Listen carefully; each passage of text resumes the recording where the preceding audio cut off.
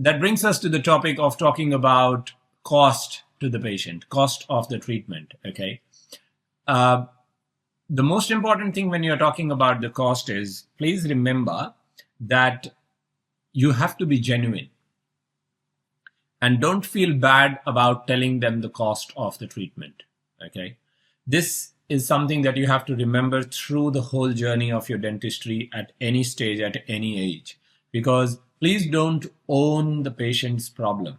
Remember, the patient has come to you with a problem because of their reasons, and that as much as you have to be empathetic about it, you have to understand, you have to relate to the patient, but don't own their problem. Let the patients own their problem. And if you keep that clear in your mind, then you will be less hesitant to talk about the cost. Okay? But as much as I talk about the cost of the treatment, please remember that cost, most deals actually fail through. And this is again a business trick more than what you apply in dentistry, is that most deals fail through and they don't go through and they fail. All right, I'll say this again, that this is more of a business trick than what you apply in dental science, is that most deals don't go through or fail is because you talk about money too early in the piece. Because all of a sudden, just remember that if you have talked about the money, be it to the patient or to the client, if you have talked about the money, the whole time, the only thing that runs in their mind is the dollar figure. Imagine now, think of the consults that you have done in the past, and imagine what the patients would have done as they walked out of your rooms. What did they tell to their partner, to their moms and dads, to their wives? What did they tell them about what was actually the discussion about? And just think of it, it should not be that, oh, the doctor gave me a $20,000 treatment plan. You want them to be talking to them about the concerns. You want them to be talking to them about, okay, I have got a mouthful of cavities. I have got these decays. If these decays are not fixed, then they will turn into root canal and they will become quite expensive. You know how sometimes when you actually, and I hate using that analogy, it is not selling cars, but you have to take a piece from there and understand this, that when you come out of a car showroom, and if you're talking about the price of the car, that's it. The deal's off. You're probably not going to buy it because you are either going to find much better value for money with some other car. If you are talking about how good that car was and how powerful that car was, how beautiful that car was, you are more likely to buy the car. So it's exactly the same that applies to dentistry as well. So please refrain from talking about money too early in the piece. And remember that if you have instilled enough value into the treatment, then anyone who walks into the dental clinic, as I always say, anyone who walks into the dental clinic is coming in with the intentions of getting some treatment done. Now, that treatment does not necessarily have to be the treatment that you want to do to the patient. It is more important that the patient understands the need of a treatment, and then they are left with the option to decide on what they want to do. And then you have given them the full option. And that is where it brings me to the next point here, which is always provide them the range of treatment, go through the pros and cons of each treatment, and provide them a range of cost. I still get very surprised when patients call up, or actually you call up and you find out when someone gives you an exact price for something. Unless you are actually buying a commodity or you are buying something particular like that, how can you actually cost a service? It worries me when I call up a plumber and he says, oh, I will charge you $150. You still don't know, mate, what do I need?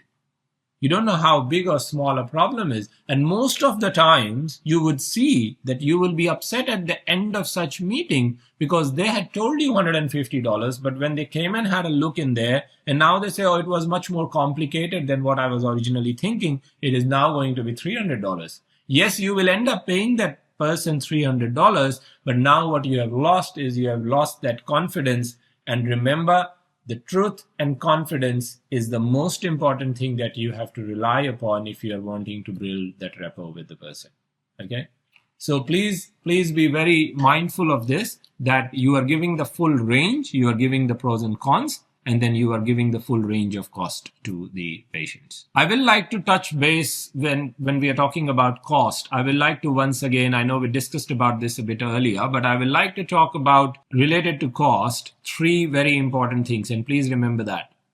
There is an emotional cost, there is a financial cost, and there is a biologic cost. And that is very important that you have clearly conveyed it to the patient in the best way possible what those are. So I will just give you a quick example. If a patient comes to you with a chipped tooth, it's important to explain to them that the part of the tooth is chipped, and if we were not to do any treatment to it, it will chip further and it could turn into a crown, as in the whole tooth could be lost and it could turn into an implant. Now, this is the biologic cost to the patient, that they could end up actually losing the tooth.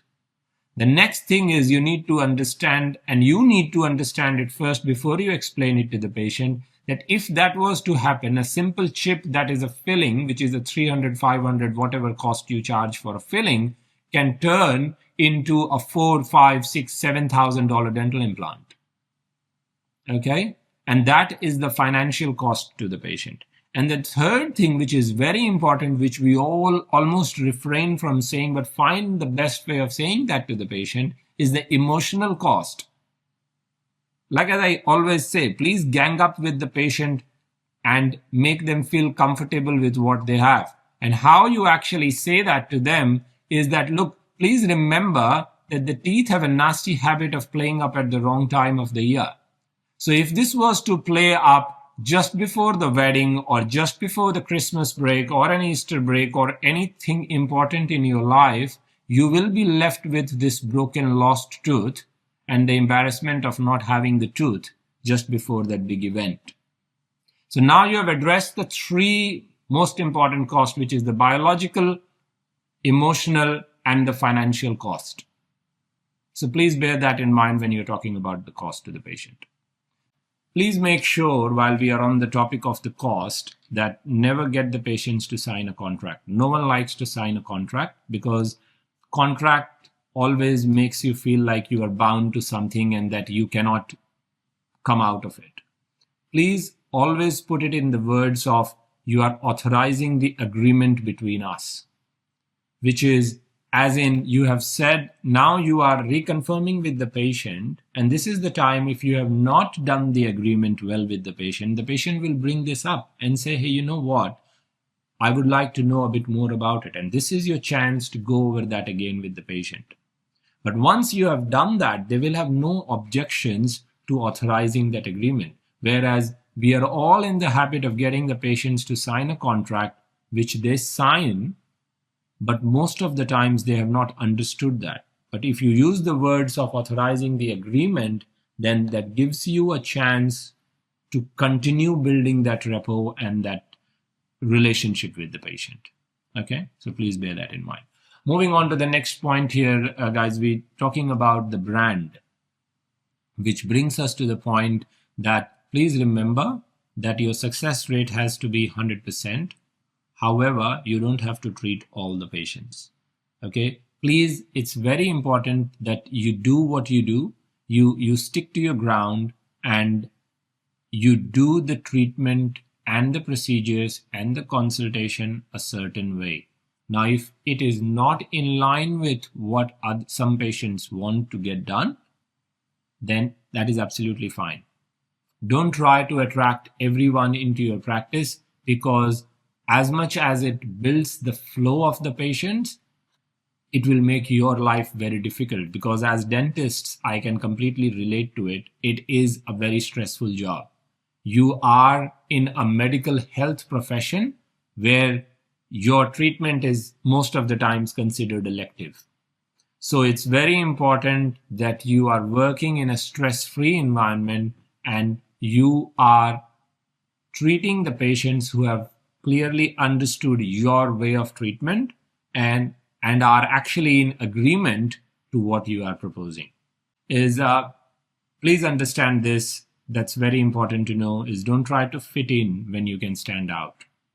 That's very important, because if you try to do that, then you will not be happy, your patients will not be happy, and it's a not good combination.